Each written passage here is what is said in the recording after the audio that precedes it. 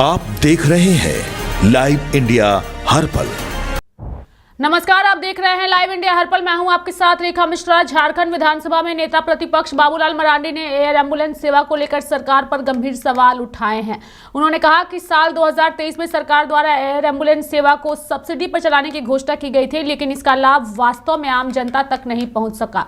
Subsidy मिलने के बजाय लोगों को अपनी जेब से पैसे खर्च करने पड़ रहे हैं। बाबूलाल मरांडी ने आरोप लगाया है कि एयर एम्बुलेंस सेवा संचालित करने वाली कंपनी द्वारा कई अनियमितताएं की गई है और इसलिए इस मामले में सख्त कार्रवाई की जानी चाहिए। उन्होंने कहा कि अप्रैल 2023 से सब्सिडी लागू करने की बात कही गई थी, लेकिन 3 साल बीत जाने के बाद भी लोगों को इसका कोई फायदा नहीं मिला है। इसके साथ ही उन्होंने सरकार पर निशाना साधते हुए कहा है कि सरकार केवल बैनर और पोस्टर के जरिए योजनाओं का प्रचार कर रही है, जबकि जमीनी स्तर पर कोई ठोस सुविधा उपलब्ध नहीं कराई जा रही है।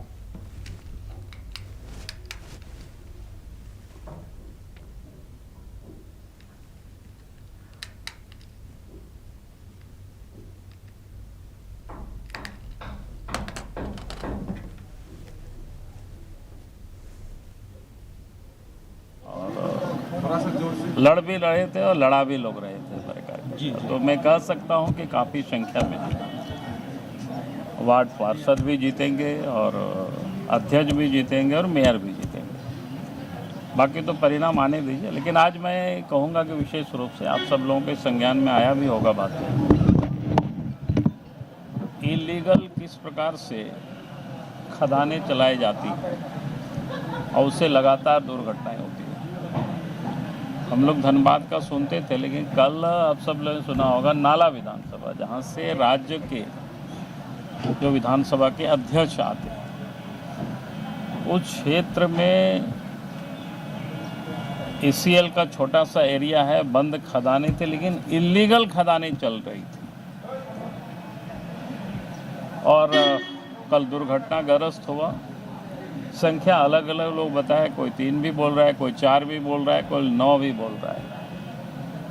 लेकिन एक बात तो कुल मिलाकर के साफ है, वहाँ दुर्घटनाएं हुई और वहाँ जो इलीगल तरीके से जिनसे लोगों ने काम करवा रहे थे, लोगों की वहाँ मृत्यु हुई। मैंने इसलिए इस बात को कहा कि वो क्षेत्र विधानसभा के अध्यक्ष का क्षेत्र, अगर विधानसभा के अध्यक्ष के क्षेत्र में भी बंद पड़े हुए खदानों पर इलीगल कोयला का उत्खनन हो और दुर्घटना हो और इतनी बड़ी संख्या में लोग मर जाए, तो अफसोस होता है कि पता नहीं कि विधानसभा अध्यक्ष को इस बात की जानकारी थी या नहीं थी उस क्षेत्र में। ये तो विधानसभा अध्यक्ष ही बता पाएंगे। और इस प्रकार के कहीं भी अगर इलीगल होता है तो फिर उनसे हमें रोकना चाहिए और उसमें और जिन लोगों के द्वारा इलीगल उत्खनन कराया जाता था उन लोगों की तुरंत तत्क्षण गिरफ्तारी होनी चाहिए और कार्रवाई होनी चाहिए, ताकि फिर कोई इस प्रकार की इलीगल उत्खनन की कोई लोग हिम्मत नहीं कर सके।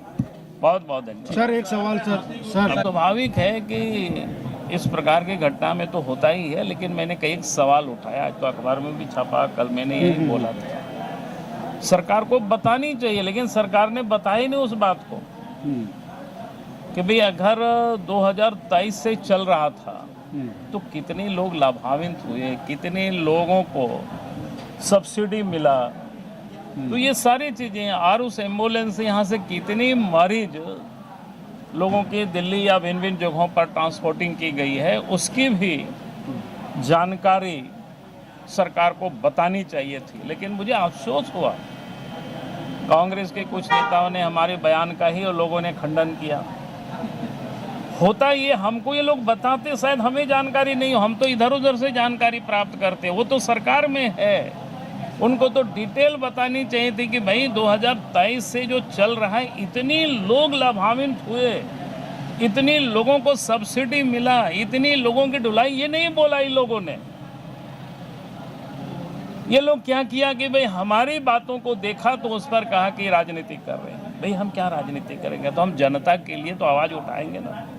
जो मेरे पास अगर जानकारी ठीक से नहीं होती है तो जो भी जानकारी है वो आपसे साझा करेंगे, प्रेस के माध्यम से साझा करेंगे। लेकिन सरकार को तो उसका स्पष्ट जवाब देनी चाहिए सरकार में बैठे हुए लोगों को। लेकिन सर आपसे लेकिन अभी तक कोई जवाब नहीं है, हम ही से पूछा नहीं जाता सर, अभी आपसे पहले सुदेव कुमार सोनू जो थे उन्होंने कहा कि पूरी जिम्मेवारी केंद्र सरकार की है। रहा हूँ डीजीसी है तो वो जांच करेगी। मैंने क्या कहा, 2023 से जो यहाँ चल रहा है कितने लोगों को उससे लाभान्वित हुए, कितनी मरीजों को भिन्न भिन्न स्थानों से यहाँ से ट्रांसपोर्टिंग की गई, कितनी सब्सिडी कितने लोगों को प्राप्त हुई। सरकार को तो सूची प्रकाशित कर देनी चाहिए थी, लेकिन हम यहाँ वहाँ टालें। डीजीसी ने गड़बड़ किया है तो वो जांच होगी, पता चलेगा किस प्रकार से एम्बुलेंस चल रहा था। सवाल वो नहीं है, सवाल ये भी है, आपने देखा होगा कि उसी पेशेंट को कहा कि 60% जले हुए इसलिए हम नहीं ले जाएंगे, 30% को ही ले जाते हैं। यही नहीं आया है, अखबारों में भी आया है। भाई आप 30% को ले जाते हैं, लेकिन आपको पूरा फेयर उन्होंने दे दिया 8 लाख रुपया कितना, और इसके बाद आप लेके चले, ये क्या मतलब है साहब?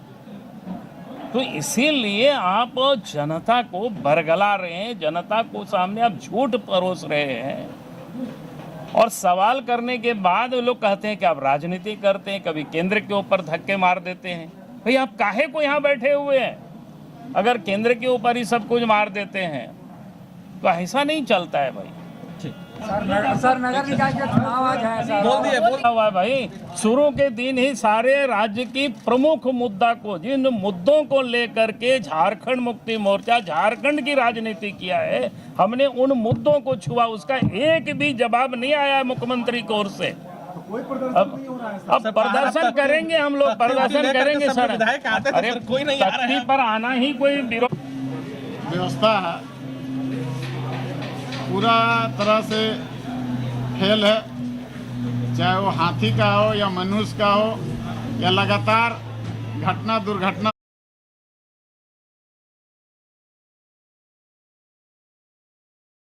तो बाबूलाल मरांडी को आपने सुना, जिन्होंने एयर एम्बुलेंस सेवा को लेकर के सरकार पर सवाल उठाए और कहा कि सरकार ने कहा था इस पर सब्सिडी को लेकर के, लेकिन सरकार अपने वादे को भूल चुकी है।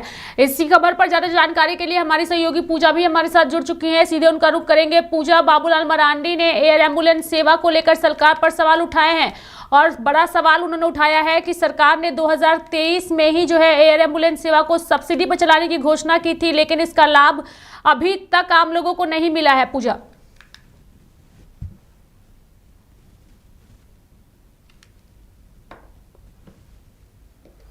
पूजा मेरा सवाल ये है कि एयर एम्बुलेंस सेवा को लेकर के बाबूलाल मरांडी ने राज्य सरकार पर हमला बोला है। उनका स्पष्ट शब्दों में कहा है कि सरकार ने 2023 में ही इस पर सब्सिडी को लेकर के बात कही थी, लेकिन अभी तक इसका लाभ आम लोगों को नहीं मिला है।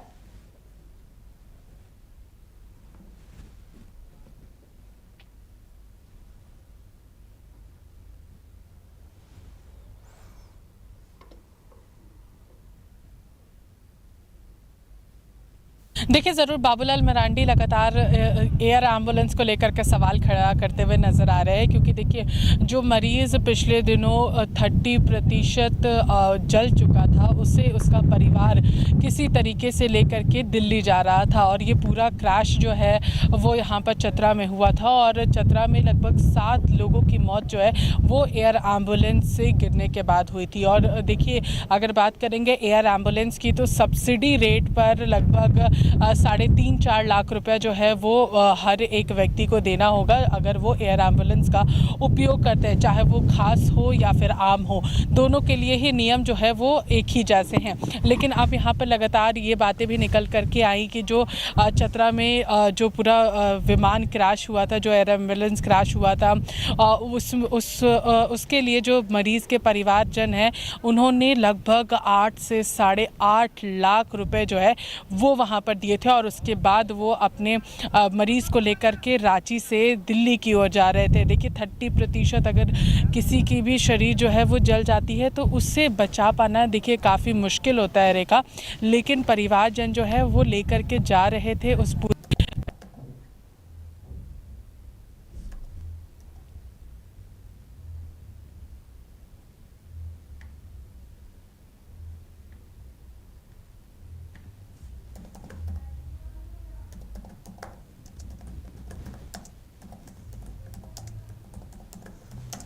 चलिए, तो हमारी सहयोगी पूजा से हमारा संपर्क टूट चुका है। चूंकि बाबूलाल मरांडी की अगर हम बात करें तो बाबूलाल मरांडी ने एयर एम्बुलेंस सेवा को लेकर के राज्य सरकार पर हमला बोला है। पूजा, अगर आपको मेरी आवाज आ रही है तो मेरा सवाल फिर से वही है, मैं चाहूंगी आप अपनी बातों को पूरा करिए।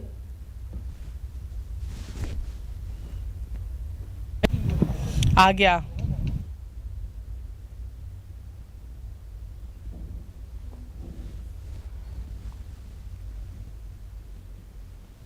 देखिए, ज़रूर जैसा मैं जिक्र कर रही थी कि 12 लोगों ने इस पूरे एयर एम्बुलेंस का इस्तेमाल किया है, जिसमें से 4 जो है वो मंत्रियों ने इस्तेमाल किया, यानी कि वीआईपीज़ ने उसका इस्तेमाल किया गया। सवाल यहाँ पे ये खड़े हो रहे हैं कि जब सब्सिडी रेट पर एयर एम्बुलेंस जो है वो 3.5 से 4 लाख के थे, तो आखिर परिजनों से 8-8.5 लाख रुपए जो है वो क्यों लिए गए रांची से दिल्ली जाने के लिए? ये बहुत बड़ा सवाल यहाँ पे खड़ा हो रहा है। वहीं आज बाबूलाल मरांडी ने इस पूरे पोर्टल का जिक्र किया, तो पोर्टल जो है वो यहाँ पर फिलहाल बंद हो चुका है। और वहीं अगर हम लोग बजट सेशन की बात करें तो एयर एम्बुलेंस पे सरकार एक बार फिर से इन्वेस्ट कर रही है, उसके लिए अलग बजट जो है वो लेकर के आई है। इस पर फिलहाल नेता प्रतिपक्ष बाबूलाल मरांडी सवाल खड़ा करते हुए नजर आ रहे हैं। वहीं अगर एयर एम्बुलेंस की जिक्र कर रहे हैं रेखा, तो एयर एम्बुलेंस काफ़ी इम्पॉर्टेंट रोल अदा करता है कोई भी सीरियस मरीज को लेकर के जाने के लिए, क्योंकि वो काफ़ी महत्वपूर्ण हो जाता है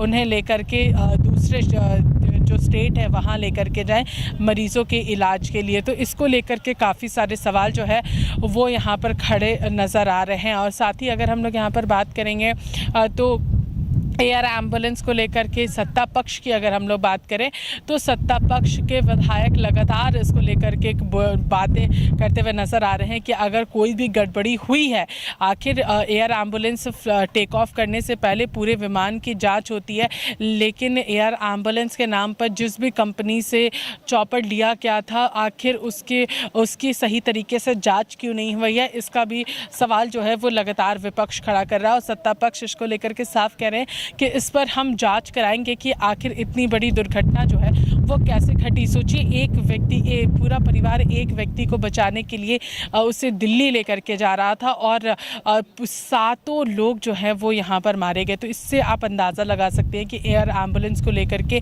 लोगों में अब डर कहीं ना कहीं काफ़ी ज़्यादा बढ़ रहा है। और सबसे बड़ी बात है, सवाल ये उठ रहा है कि आखिर जाँच क्यों नहीं हुई थी फ्लाइट टेक ऑफ से पहले? वहीं इसके सब्सिडी रेट में इतनी ज़्यादा बढ़ोतरी कैसे हो गई? 8-8.5 लाख रुपए कैसे लिए गए?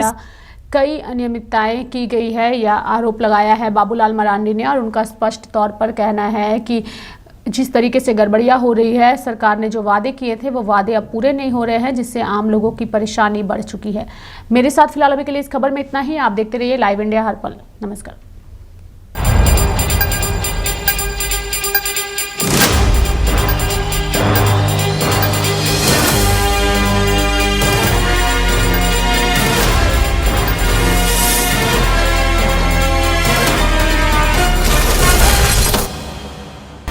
आप देख रहे हैं